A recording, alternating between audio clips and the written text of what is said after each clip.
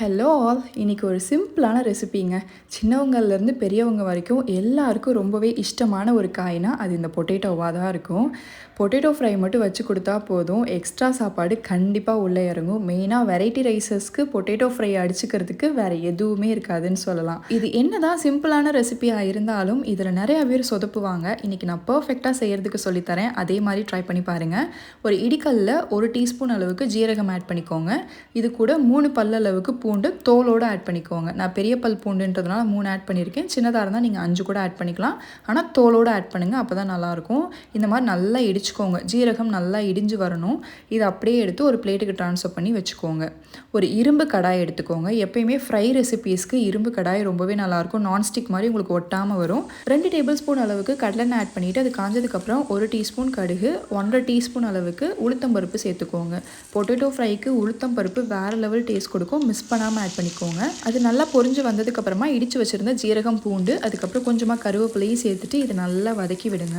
பூண்டு நம்ம தோலோடு ஆட் பண்ணுறதுனால அதோட ஃப்ளேவர் ரொம்பவே சூப்பராக இருக்கும். பூண்டு லைட்டாக அந்த கோல்டன் ப்ரௌன் ஆகி வந்ததுக்கப்புறமா 2 பெரிய சைஸ் உருளைக்கிழங்க க்யூப்ஸாக கட் பண்ணி வாஷ் பண்ணிவிட்டு தண்ணியை ஃபுல்லாக கம்ப்ளீட்டாக ஃபில்ட்ரு பண்ணிவிட்டு இது கூட சேர்த்துக்கோங்க.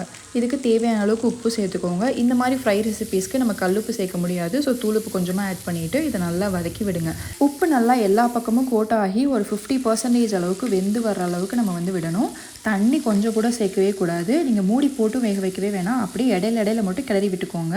ஒரு 50% அளவுக்கு காய் வெந்து வந்ததுக்கப்புறமா 1.5 டீஸ்பூன் அளவுக்கு மிளகாத்தூள், ஒரு 1/2 டீஸ்பூன் மட்டும் சிக்கன் மசாலா ஆட் பண்ணுங்கள். சிக்கன் மசாலா இதுக்கு ஒரு சூப்பரான டேஸ்ட் கொடுக்கும். ஆட் பண்ணி பாருங்கள், ஒரு தடவை செஞ்சு பாருங்கள், ரொம்பவே நல்லாயிருக்கும். இல்லை உங்களுக்கு சிக்கன் மசாலா ஆட் பண்ணுறதுக்கு விருப்பம் இல்லைனாலும் ப்ராப்ளமே இல்லை, நீங்கள் தாராளமாக ஸ்கிப் பண்ணிக்கலாம். வெறும் உப்பு மிளகாத்தூளே உருளைக்கிழங்குக்கு வேறு லெவல் டேஸ்ட் கொடுக்குங்க. அதே போல் இதில் நான் ஒரு டிப் கொடுக்குறேன். நிறையா பேர் உருளைக்கிழங்கு ஃப்ரை செய்யும் போது அதில் தண்ணி ஆட் பண்ணுவாங்க. தண்ணி நீங்கள் ஆட் பண்ணிட்டீங்கனாலே அது உருளைக்கிழங்கு ஃப்ரை டேஸ்ட்டே வராது. உருளைக்கிழங்கு மசாலா மாதிரி ஆகிடும். இந்த மாதிரி தண்ணி ஒரு சொட்டு கூட ஆட் பண்ணாமல் நல்லா எண்ணெயிலே இரும்பு கடாயில் நீங்கள் ஃப்ரை பண்ணிங்கன்னா உருளைக்கிழங்கு வேறு லெவல் டேஸ்ட்டாக வருங்க. இதே மாதிரி நீங்களும் உங்கள் வீட்டில் ட்ரை பண்ணி பாருங்கள். வெரைட்டி ரைஸஸ் அண்ட் தயிர் சாதத்துக்கு அல்டிமேட் காம்பினேஷனாக இருக்கும். அப்படியே ஹெவன்லி ஃபீல் கண்டிப்பாக கிடைக்கும். நம்ம பேஜில் வர வீடியோஸ்லாம் உங்களுக்கு பிடிச்சிருந்தா கண்டிப்பாக லைக் அண்ட் ஷேர் பண்ணிடுங்க. மறந்துடாமல் ஃபாலோவும் பண்ணிடுங்க. வேறு ஒரு சூப்பரான வீடியோவில் பார்க்கலாம். பாய்.